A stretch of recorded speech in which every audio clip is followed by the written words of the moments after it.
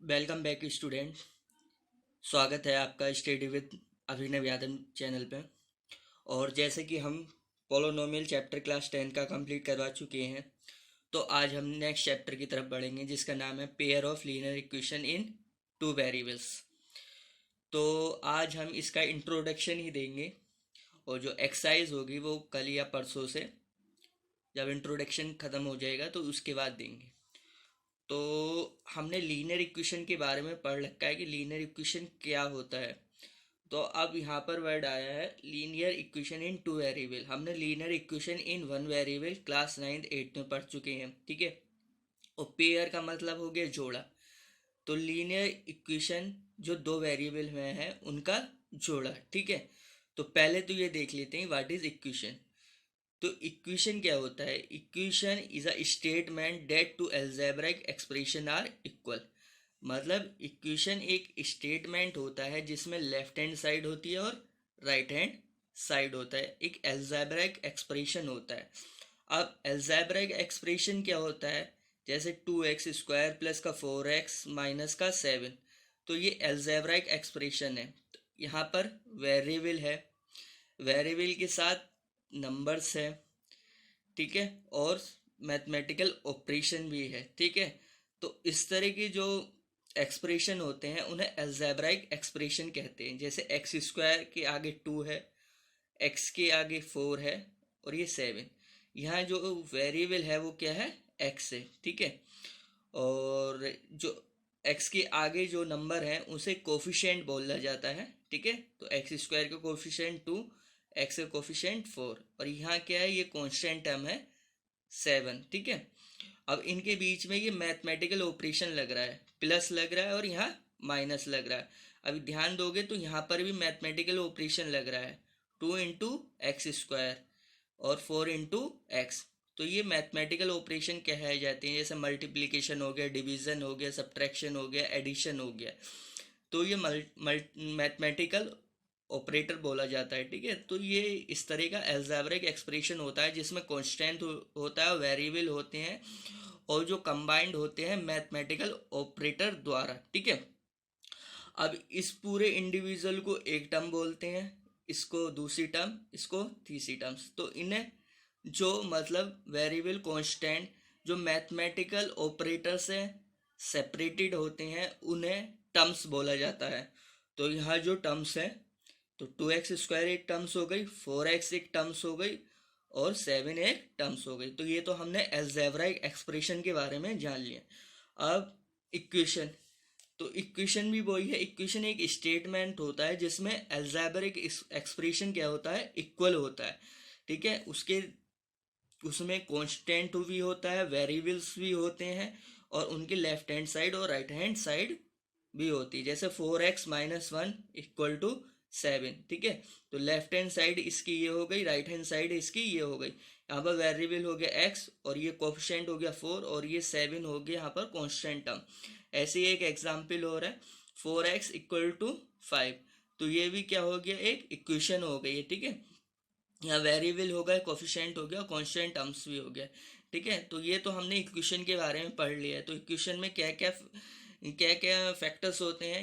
इसमें वेरिएबल्स होते हैं, कोफिशिएंट होते हैं, कांस्टेंट होते हैं और ये एक मैथमेटिकल ऑपरेटर द्वारा कंबाइंड होते हैं और इक्वलिटी का साइन लगा होता है, ठीक है। इक्वलिटी का साइन होता है, एक लेफ्ट हैंड साइड बोलते हैं, एक राइट हैंड साइड बोलते हैं, ठीक है। अब बात कर लेते हैं लीनियर इक्वेशन की, ठीक है। तो लीनियर इक्वेशन, इक्वेशन हमने अभी बता दिया है, डिस्कस कर दिया है कि इक्वेशन होता क्या है। अब देख लेते हैं लीनियर क्या होता है। लीनियर मतलब जिसकी डिग्री 1 है, ठीक है। वेरिएबल की डिग्री कितनी है? 1 है। जैसे 4x+7 इक्वल टू 11, ये एक तरह की इक्वेशन है। और इस इक्वेशन में वेरिएबल क्या है? x है केवल, और कोई वेरिएबल नहीं है। जितने भी अल्फ़ाबेटिकल होते हैं ए से लेके जेड तक, वो यहाँ पर वेरिएबल की टर्म्स में यूज़ किया जाता है, ठीक है। तो वेरिएबल्स हो गए यहाँ पर x, और x की हाईएस्ट डिग्री कितना है? 1। तो इस तरह के जो एक्सप्रेशन होते हैं उन्हें लीनियर इक्वेशन बोलते हैं, ठीक है। दूसरी बात, यहाँ a की वेरिएबल है, एक्स है, एक्स के साथ कोई दूसरा अल्फ़ाबेटिकल नंबर नहीं है, ठीक है, अल्फ़ाबेटिकल नहीं है, ठीक है, केवल एक्स है, तो यहाँ पर ये linear equation in one variable होता है, ठीक है। और दूसरा पहचानने का तरीका ये है, क्योंकि अगर इसे 4x+7 = 11 को अगर हम ड्रॉ करेंगे ग्राफ में, तो एक स्ट्रेट लाइन मिलेगी, तो वहाँ से भी पता किया जा सकता है कि ये किस तरह की इक्वेशन है, ठीक है। अगर लीनियर इक्वेशन है तो उसका ग्राफ जो है हमेशा कैसा होगा, एक स्ट्रेट लाइन होगा, ठीक है। जैसे 4z = 12, यहाँ फिर ए की वेरिएबल है जेड, ठीक है, और जेड की हाईएस्ट पावर कितनी है 1, तो लीनियर इक्वेशन हो गया इन वन वेरिएबल में हो गया, ठीक है। और इसकी जो जनरल फॉर्म होती है वो होती है ax+b = 0, ठीक है। तो a जैसे 4 हो गया, x इसमें वेरिएबल हो गया, b कांस्टेंट टर्म हो गया, इधर क्या कहते हैं अपना राइट हैंड साइड में 0 हो गया। कंडीशन ये होती है कि a 0 नहीं होना चाहिए, क्योंकि अगर a 0 हो गया तो 0 की x से मल्टीप्लाई हो गया तो ये 0 बन गया, केवल b बचा। अब कोई वेरिएबल नहीं है तो उसकी डिग्री भी नहीं है, ठीक है, तो लीनियर इक्वेशन नहीं होगा। तो लीनियर के लिए पहला चीज़ कि उसकी जो डिग्री होनी चाहिए वेरिएबल की वो हमेशा 1 होनी चाहिए, ठीक है। और जितने वेरिएबल होंगे वो उस हिसाब से इक्वेशन चेंज हो जाएगी, लीनियर इक्वेशन इन 2 वेरिएबल या 1 वेरिएबल या 3 वेरिएबल, ठीक है, वो आगे की बात है, ठीक है। अब 4z अब जैसे इसे सोल्व करते हैं, 4z = 12, ठीक है, और z की वैल्यू निकालेंगे तो कितना आएगा 12/4 यानी कि 3। तो z की किस वैल्यू पर ये लेफ्ट हैंड साइड और राइट हैंड साइड कैसे इक्वल आ जाए, तो उससे उस लीनियर इक्वेशन क्या क्या बोला जाता है, सॉल्यूशन बोला जाता है। तो जैसे मैंने यहाँ पर करा है, जैसे हमने z की हमें दिख रहा है कि z की अगर 3 रख दें तो 4 3 जा 12, तो लेफ्ट हैंड साइड भी कितना हो गई 12 हो गई, और राइट हैंड साइड भी हमारा कितना हो गया 12। तो z की वो वैल्यू जिस पे लीनियर इक्वेशन क्या हो जाए, इक्वल आ जाए लेफ्ट हैंड साइड और राइट हैंड साइड, तो वो इस इक्वेशन का सॉल्यूशन बोला जाता है, ठीक है। अब बढ़ते हैं अगले टॉपिक देखते हैं आगे। इसी तरह अब लीनियर इक्वेशन वन वेरिएबल में पढ़ लिया कि one variable linear equation in one variable, एक वेरिएबल होना चाहिए और जो क्या कहते हैं वेरिएबल की जो पावर होनी चाहिए वो 1 होनी चाहिए, ठीक है, तो वो linear equation in one variable हो गई। ऐसी लीनियर इक्वेशन इन 2 वेरिएबल, वही लीनियर होने के लिए जो वेरिएबल है उनकी पावर कितनी होनी चाहिए 1 होनी चाहिए, ठीक है। बट पहले हमारा उसमें कितना था, पहले हमारा वहाँ पर 1 था, और अब हमारे वेरिएबल यहाँ पर कितने हो जाएंगे 2 हो जाएंगे। जैसे 4x+3y = 12, तो ये इस वाली इक्वेशन में हम देख रहे हैं लीनियर इक्वेशन ही है, ठीक है। इस वाली लीनियर इक्वेशन में देख रहे हैं कि वेरिएबल अब कितने हो गए x और y, दो वेरिएबल हो गए, और दोनों की जो पावर है इंडिविजुअली काउंट करेंगे, x की 1 है y की भी 1 है, तो ये लीनियर हो गया, ठीक है। ऐसा काउंट मत कर लेना कि x की 1 और y की 1 दोनों मिला के कितना हो गया 2, इस तरह काउंट नहीं करते, दोनों की इंडिविजुअली काउंट करते हैं। तो x की 1 है y की भी 1 है, तो ऐसा नहीं कि 2 हो जाएंगे जुड़ के, x की भी 1 y की 1, तो ये कैसा है लीनियर है। और ये इसमें कितने वेरिएबल है 2, तो लीनियर इक्वेशन इन 2 वेरिएबल। जैसे अगला एग्जांपल है 4s-3t = 5। अब यहाँ पर भी वेरिएबल कितने हैं 2 हैं, s और t, और दोनों इंडिविजुअल की हाईएस्ट पावर कितनी है 1, इसके ऊपर कुछ नहीं है 1 ही होगा, इसके ऊपर भी कुछ नहीं है 1 माना जाता है, ठीक है। तो दोनों इंडिविजुअल की हाईएस्ट पावर कितनी है 1, तो ये फिर कैसा हो गया लीनियर हो गया। और दूसरा कितने वेरिएबल हैं 2, तो लीनियर इक्वेशन इन 2 वेरिएबल हो गया, ठीक है। अब इन्हीं की ये जैसे linear equation in one variable की जो जनरल फॉर्म होती है ax+b = 0 होती है, ऐसी लीनियर इक्वेशन इन 2 वेरिएबल की भी जनरल फॉर्म ये होती है, ठीक है। तो ये याद रखना है कि जनरल फॉर्म सबकी याद रखनी है, ax+by+c = 0, ठीक है। अब x के आगे ये a है, ये कोफिशिएंट है x का, y के आगे जो b है ये कोफिशिएंट है y का, और ये कांस्टेंट टर्म हो गई, ठीक है। यहाँ पर फिर वही एक कंडीशन कि a ≠ 0, b ≠ 0, क्योंकि अगर a 0 रखोगे तो ये 0 हो जाएगा, और b भी 0 रखेगा तो ये भी 0 हो जाएगा, तो दोनों 0 नहीं होने चाहिए, ठीक है, दोनों 0 नहीं होने चाहिए, ठीक है। ये 0 हो जाएंगे तो फिर लीनियर इक्वेशन ही नहीं रहेगी, वेरिएबल नहीं बचेंगे, वेरिएबल नहीं बचेंगे तो उनकी पावर कहाँ से आएगी, ठीक है। तो इस तरह की क्या हो गए, linear equation in two variable हो गए। अब जैसे पेयर क्या है, पेयर जैसे यहाँ पर तो सेपरेट सेपरेट इक्वेशन मैंने दिया था, यहाँ पर 4x+3y इक्वल टू 12, और यहाँ पर हमने 4s−3 डी इक्वल टू 5 दिया था, जो दोनों अलग अलग हैं, ठीक है। अब यहाँ पर अगर इनका दोनों का जोड़ा बना दे, 4x+3y इक्वल टू 12 और 7x−2y इक्वल टू 14, दोनों को अगर एक साथ लिख दें तो ये क्या हो गया, पेयर हो गया, वह एक पेयर हो गया, पेयर, तो इसे ही pair of linear equation in two variable बोलते हैं। ऐसी इनकी इनकी भी जनरल फॉर्म है, कुछ नहीं, जैसे general form in two variable की वो एक इक्वेशन की थी, यहाँ दो इक्वेशन की हो जाएगी, बस A1 A2 बस वही करना है। तो पहली वाली इक्वेशन है तो A1x+B1y plus C1 equal to 0, A2x दूसरी वाली plus B2y plus C2 equal to 0, ठीक है। अब जैसे A1 यहाँ पर कितना हो गया, 4 हो गया, B1 3 हो गया, और इसे ले आओ इधर, C1 कितना हो गया, इधर ले आएंगे तो -12 हो जाएगा, C1 -12 equal to 0, A2 7, B2 -2, क्योंकि इससे कंपेयर करते हैं इस इक्वेशन को, तो इधर इसे 14 को उधर ले आओ तो -14, तो C2 कितना हो गया, -14। तो इस तरह हम निकाल सकते हैं। अब नेक्स्ट जो हमारा टॉपिक आता है साइमल्टेनियस लीनियर इक्वेशन। तो साइमल्टेनियस लीनियर इक्वेशन क्या होता है, pair of linear equation in two variable is said to form a system of simultaneous linear equation. तो ये जो लैंग्वेज है इससे तो समझ में नहीं आएगा, इसे मैं एग्जाम्पल के थ्रू समझाऊंगा कि मतलब ये क्या कहना चाह रहा है। अब मान लिया दो, हमने एक पेयर ले लिया लीनियर इक्वेशन का इन टू वेरिएबल्स का, एक ले लिया x+y इक्वल टू 5 और एक ले लिया x−y इक्वल टू 1, ठीक है। तो मैंने बताया था कि जो जिस वैल्यू पे left hand side right hand side के इक्वल आ जाते हैं वो उसका सॉल्यूशन कहलाता है। अगर x+y इक्वल टू 5 देखें इस वाली इक्वेशन में, तो x और y की क्या वैल्यू रखें कि left hand side right hand side के इक्वल आ जाए। तो अगर x की जगह 3 रख दो और y की जगह कितना रख दो, 2 रख दो, तो रखो यहाँ 3+2, तो कितना हो गया 5 इक्वल टू 5, तो लेफ्ट हैंड साइड कितना हो गया, राइट हैंड साइड के बराबर हो गया। अब यही जो सॉल्यूशन है, जो पहली वाली इक्वेशन के जो सॉल्यूशन है, अगर इस वाली इक्वेशन को सेटिस्फाई करते हैं, ठीक है, मतलब इस वाली इक्वेशन में भी अप्लाई हो जाते हैं, तो इस तरह की जो पेयर ऑफ लीनियर इक्वेशन होते हैं उन्हें साइमल्टेनियसली लीनियर इक्वेशन बोला जाता है। अब देखो इसमें यही वाले सॉल्यूशन, इस वाले इक्वेशन की सॉल्यूशन है ये, इसमें सेटिस्फाई करवा के देखो कि होते या नहीं है। तो वो 3 - 2 1 इक्वल टू 1, तो सेटिस्फाई हो गया।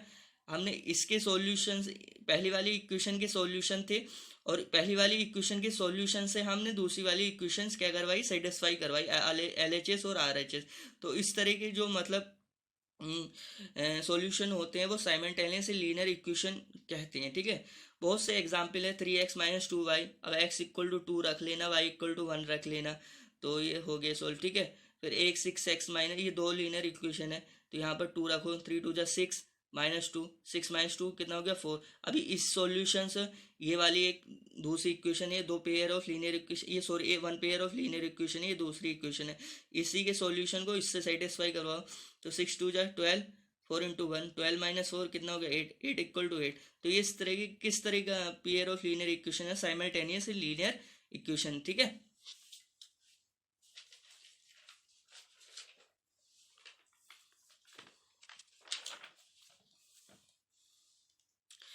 अब एक ये तो हो गया साइमल्टेनियस लीनियर इक्वेशन। तो हर जरूरी नहीं कि हर पेयर जो लीनियर इक्वेशन का हो टू वेरिएबल्स में वो साइमल्टेनियसली हो, ठीक है। वहाँ तो हमने दो दिखाए, वो दोनों साइमल्टेनियसली लीनियर इक्वेशन के पेयर बन रहे थे। अब इस पे देख लेते हैं, ये दो दो हैं, एक तो 2x+7y इक्वल टू 11 है, और एक x−3y इक्वल टू 5 है, ये पेयर है लीनियर इक्वेशन का। तो हम x और y की क्या वैल्यू रखें कि 11 आ जाए, दोनों साइड मतलब लेफ्ट हैंड साइड और राइट हैंड साइड इक्वल आ जाए, तो x की जगह 2 रख दो, 2×4, ठीक, y की जगह 1, तो 2×2 + 7×1, तो कितना 4+7 और 11 इक्वल टू 11, तो LHS इक्वल टू RHS। अब मैंने क्या बताया था, जो इसके सॉल्यूशन होते हैं वो इसको सेटिस्फाई करना चाहिए अगर साइमल्टेनियस लीनियर इक्वेशन बन रहा है तो रखो, तो 2 - 3, ठीक है, तो -1 इक्वल टू 5, तो LHS राइट है RHS के इक्वल नहीं आया है, तो इसका मतलब ये नहीं है कि हर लीनियर जो पेयर ऑफ लीनियर इक्वेशन है वो साइमल्टेनियस लीनियर सिस्टम बने, ठीक है। तो ऐसे बहुत सारे एग्जाम्पल हैं, वो आप अपने एक्सरसाइज में होगा, चेक करके देख लीजिए कौन से साइमल्टेनियस है कौन से नहीं है, ठीक है। और आगे डिस्कस कर लेते हैं कंसिस्टेंट सिस्टम और इनकंसिस्टेंट सिस्टम, ठीक है।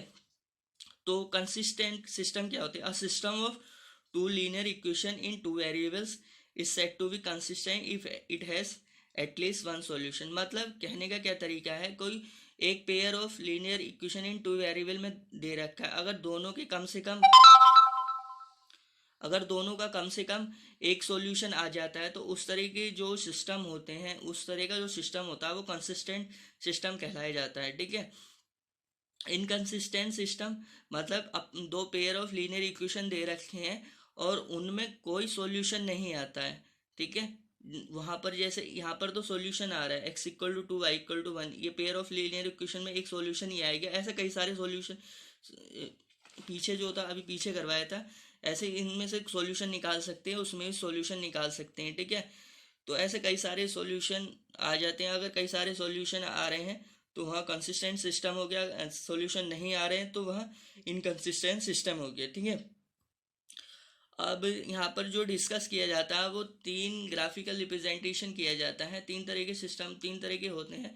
एक तो इंटरसेक्टिंग लाइंस वाला हो गया, और कोइंसिडेंट्स लाइन वाला हो गया, पैरेलल लाइंस वाला हो गया। तो यहाँ हम इंटरसेक्टिंग लाइंस का बता देते हैं।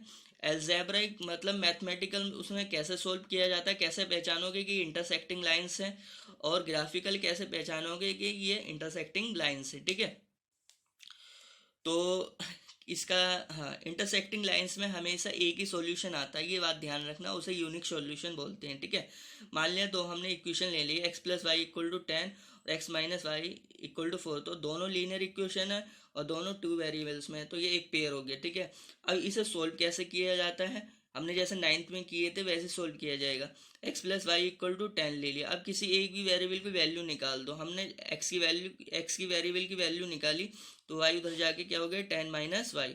अब y की वैल्यू रखने पर x की वैल्यू मिलती जाएंगी। तो y रखो 0 तो 10 माइनस 0 10, y रखो 5 तो 10 माइनस 5 x 5 मिल गया। अब y रखो 6 10 माइनस 6 x कितना मिला 4। अब ऐसी दूसरी इक्वेशन ले लो x minus Y equal to 4। अब x किसी भी वेरिएबल की वैल्यू निकाल सकते हो। मैंने तो यहाँ x की निकाली है, तुम y की भी निकाल सकते हो, ठीक है। हमने यहाँ पर केवल x की निकाली, आप y की भी निकाल सकते हो, ज़रूरी नहीं कि x की निकालनी है। तो x equal to 4 plus Y. अब वही सिस्टम, फिर y 0 रखो, x कितना मिलेगा 4। इसी इक्वेशन में y कुछ भी रख दो, 2 रख दो तो 6 मिलेगा, 3 रख दो तो 7 मिलेगा, ठीक है। अब जब हम इसे ग्राफ रिप्रेजेंट करेंगे तो कुछ इस तरह का जब हम इसे ग्राफ पर रिप्रेजेंट करेंगे तो कुछ इस तरह का डायग्राम आएगा, ठीक है। और वो दोनों लाइन कहीं आपस में एक पॉइंट पे काटेगी, और जिस पॉइंट पे वो काटेगी वो उसका सॉल्यूशन होगा, ठीक है। तो इस तरह की इंटरसेक्टिंग लाइंस कहलाती है। तो इसका सॉल्यूशन यहाँ मिल रहा है, तो ये दोनों लाइन यहाँ पर काट रही है, तो इसका सॉल्यूशन यहाँ पर है। और इसका सॉल्यूशन कितना आ रहा है 7 और 3, क्योंकि यहाँ तो मेजरमेंट बिल्कुल इक्वली नहीं है, तो यहाँ 7 और 3 आ रहा है, तो इसका एक सॉल्यूशन आता है, ठीक है। तो इंटरसेक्टिंग जो लाइंस होती हैं वो एक ही जगह आपस में आके काटती हैं, तो वही उसका सॉल्यूशन होता है, ठीक है। अब कुछ इंपॉर्टेंट पॉइंट है इसके।